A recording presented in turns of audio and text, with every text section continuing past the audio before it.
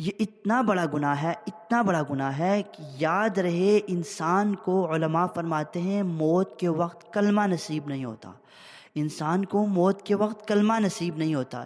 اتنا بڑا گناہ ہے، لہٰذا ہمیں چاہیے اس گناہ سے ہم بچیں۔ یہ بہت ضروری ہے اس گناہ سے بچنے کا، ہم خود بھی بچیں، دوسروں کو بھی اس چیز کی دعوت دیں کہ وہ بھی اس گناہ سے بچیں۔ ویڈیو میں آگے بڑھنے سے پہلے میں آپ سے ریکویسٹ کرتا ہوں، اگر آپ میرے چینل پہ نئے ہیں تو آپ میرے چینل کو سبسکرائب کر دیں، اور اگر میری ویڈیو آپ کو اچھی لگ رہی ہے تو میری ویڈیو کو لائک بھی کر دیں۔ اور جو لوگ میری ویڈیو دیکھ رہے ہیں، میرے چینل کا ٹارگٹ ہے تقریباً 1500 سبسکرائبر، آپ سب مل کر سپورٹ کریں گے انشاءاللہ تعالیٰ سبسکرائبر پورے ہو سکتے ہیں۔ آپ سب مل کر میرے چینل کو سبسکرائب کریں اور میری ویڈیو کو پوری دیکھا کریں، آپ کو بہت زیادہ فائدہ ہوگا۔ نحمدہ ونصلی علی رسول الکریم، اما بعد فاعوذ باللہ من الشیطان الرجیم، بسم اللہ الرحمن الرحیم۔ قال اللہ تبارک و تعالی فی کلام المجید والفرقان الحمید، قل للمؤمنین یغضوا من ابصارہم ویحفظوا فروجہم، او کما قال اللہ تبارک و تعالی۔ عزیز طلبہ و طالبات اور میرے محترم دوستو، اگر انسان کوئی بھی نفلی عبادت نہ کرے، نہ نفلی روزے رکھے، نہ نوافل کا اہتمام کرے، نہ نفلی نماز پڑھے، نہ کوئی اور نفلی صدقہ دے، صرف فرائض کا اہتمام کرے، اگر یہ صرف فرائض بھی ادا کرے تو وہ ضرور بضرور جنت میں جائے گا۔ لیکن اس کے ساتھ ایک شرط یاد رکھیں، اگر انسان گناہ نہ کرے اور یہ سارے کام کرتا رہے تو اللہ رب العزت کے فضل و کرم سے وہ ضرور بضرور جنت میں جائے گا، وہ جہنم میں جا ہی نہیں سکتا۔ اور اسی طرح دوسرا شخص ہے جو گناہ بھی کرتا ہے، فرائض کا اہتمام بھی کرتا ہے، نوافل کا اہتمام بھی کرتا ہے، نفلی روزے بھی رکھتا ہے، اور نفلی صدقہ بھی ادا کرتا ہے، ساتھ ساتھ گناہ بھی کرتا ہے، تو اس کے بارے میں یہ ہے کہ اس کے گناہ اور نیکیاں کبھی کبھار برابر آ جاتی ہیں، کبھی گناہ زیادہ ہو جاتے ہیں، کبھی نیکیاں زیادہ ہو جاتی ہیں۔ اس کے بارے میں کوئی گارنٹی نہیں ہے کہ ڈائریکٹ جنت میں جائے گا، بلکہ یہ ہے کہ ایسے شخص کے بارے میں روایات میں آتا ہے جو شخص گناہ کرتا ہے تو اس کے گناہوں کی سزا اس کو ملے گی اور اس کے بعد وہ جنت میں جائے گا۔ لہٰذا ہمیں گناہوں سے بچنے کی بہت زیادہ ضرورت ہے۔ آج کل کے زمانے کے اندر ایک بہت ہی بڑا گناہ ہوتا ہے اور بہت بڑا فتنہ بھی ہے، وہ ہے نظر کا گناہ۔ انسان بد نظری کرتا ہے اور بد نظری کرنے کے بہت زیادہ نقصانات ہیں، وہ میں آگے بتاؤں گا آپ کو۔ سب سے پہلے یہ بات سمجھ لیں، بد نظری کرنا بہت بڑا گناہ ہے، اور انسان جو بد نظری کرتا ہے اللہ رب العزت اس کے دل میں سے ایمان کا نور ختم کر دیتے ہیں۔ اگر پرانے زمانے کے اندر کسی کو بد نظری کرنے کا دل کر رہا ہوتا تھا تو وہ کیا کرتا تھا کہ سب سے پہلے اس کا دل کرتا تھا سینما میں جا کے کوئی ویڈیو دیکھ لوں، کوئی ڈرامہ دیکھ لوں، کوئی مووی وغیرہ دیکھ لوں۔ تو اس زمانے میں اس انداز میں بد نظری ہوتی تھی، لیکن آج کل گھر گھر میں موبائل موجود ہے تو انسان موبائل کے اندر اتنی زیادہ بد نظری کرتا ہے کہ انسان کے دل میں ایمان کا نور ہی ختم ہو جاتا ہے۔ اور اس کے ساتھ یہ بات بھی ضرور سمجھ لیں، رمضان المبارک کا مہینہ ہے، اس میں ہمیں اس گناہ سے بہت ضروری بچنا ہے۔ اگر ہم روزہ مکمل کرنا چاہتے ہیں کہ ہمیں روزہ کا مکمل ثواب ملے تو ہمیں گناہوں سے محفوظ رہنا پڑے گا۔ آج کے زمانے کے لیے ٹائم پاس کرنے کے لیے لوگ ٹی وی لگا لیتے ہیں، لوگ موبائل لگا لیتے ہیں تاکہ ٹائم گزر جائے گا، اس میں ڈرامے لگا لیتے ہیں اور بد نظری کرنا شروع کر دیتے ہیں۔ یاد رہے بد نظری کرنا یہ آنکھوں کا زنا ہے۔ جو انسان آنکھوں کا زنا کرتا ہے یہ بہت بڑا گناہ ہے۔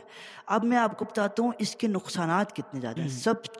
حدیث میں آتا ہے، رسول اللہ صلی اللہ علیہ وسلم نے ارشاد فرمایا، جو لڑکی بے پردہ ہو کر گھر سے باہر نکلتی ہے، اب اس کے چہرے کے اوپر، اس کے جسم کے اوپر کسی غیر محرم کی نگاہ پڑتی ہے، اس کے سر پر غیر محرم کی نگاہ پڑتی ہے تو حدیث میں آتا ہے ملعونان، دیکھنے والے پہ بھی اللہ کی لعنت ہو رہی ہوتی ہے، اور جو لڑکی سج سنور کے گھر سے باہر نکلی ہے، بغیر پردے کے باہر نکلی ہے، اس پر بھی اللہ کی لعنت ہو رہی ہوتی ہے۔ آپ اندازہ کریں اللہ کی لعنت ہوتی ہے انسان کے اوپر اگر انسان اس طرح بد نظری کرتا ہے۔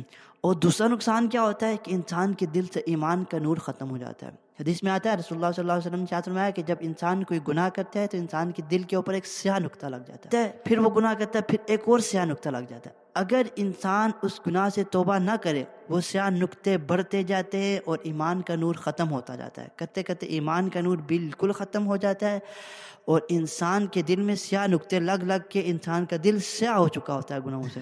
اب جب انسان کے دل میں سے ایمان کا نور ختم ہو جاتا ہے تو اس کا بہت بڑا نقصان یہ ہوتا ہے کہ انسان کو دین کی بات اچھی نہیں لگتی، گناہ کی بات اچھی لگتی ہے۔ اللہ رب العزت انسان کے دل میں صلاحیت ہی ختم کر دیتے ہیں، انسان کے ذہن میں صلاحیت ہی ختم کر دیتے ہیں کہ وہ دین کی بات کو اچھے سے سمجھ سکے۔ لہٰذا ہمیں آنکھوں کے اس گناہ سے بچنے کی جو ہے نا فکر کرنی چاہیے۔ اب میں آپ کو تیسرا اس کا بہت بڑا نقصان بتاتا ہوں۔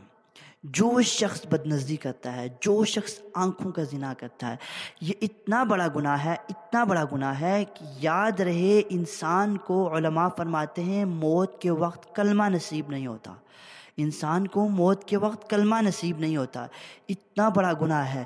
لہٰذا ہمیں چاہیے اس گناہ سے ہم بچیں، یہ بہت ضروری ہے اس گناہ سے بچنے کا، ہم خود بھی بچیں، دوسروں کو بھی اس چیز کی دعوت دیں کہ وہ بھی اس گناہ سے بچیں، اور اپنی اولاد کی بھی اس گناہ سے بچنے کی تربیت کریں، یہ بہت ضروری ہے۔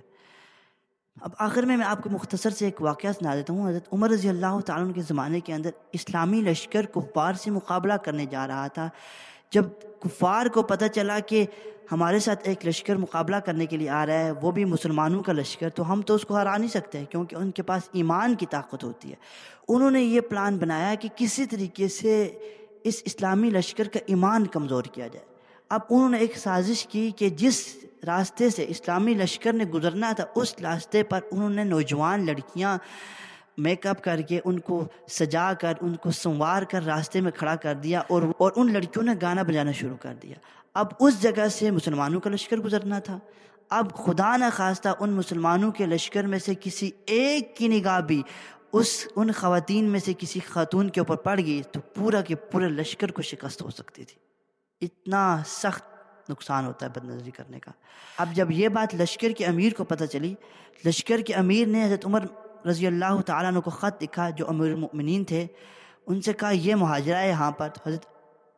تو امیر المؤمنین حضرت عمر رضی اللہ تعالیٰ عنہ نے لشکر کے امیر کو خط لکھا اور کہا کہ تمام لشکر کو بٹھاؤ اور بٹھا کر صرف قرآن کی ایک آیت سنا دو۔ وہ کون سی آیت؟ قل للمؤمنین یغضوا من ابصارہم ویحفظوا فروجہم، کہ مومنین کو چاہیے کہ اپنی نگاہوں کو پست کر کے چلیں۔ جب یہ آیت سنا دی اس کے بعد لشکر چل پڑا۔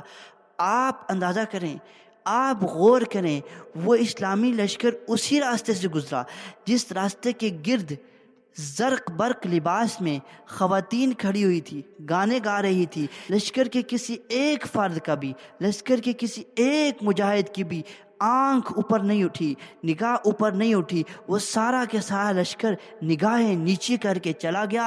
اور اس کے بعد اس کا نتیجہ کیا ہوا؟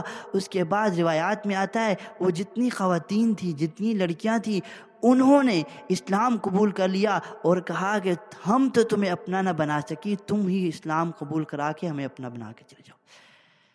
یہ ہوتا ہے بدنظری سے بچنے کا فائدہ۔ اللہ رب العزت سے دعا ہے جو کچھ کہا سنا اس پر عمل کرنے کی توفیق عطا فرمائے۔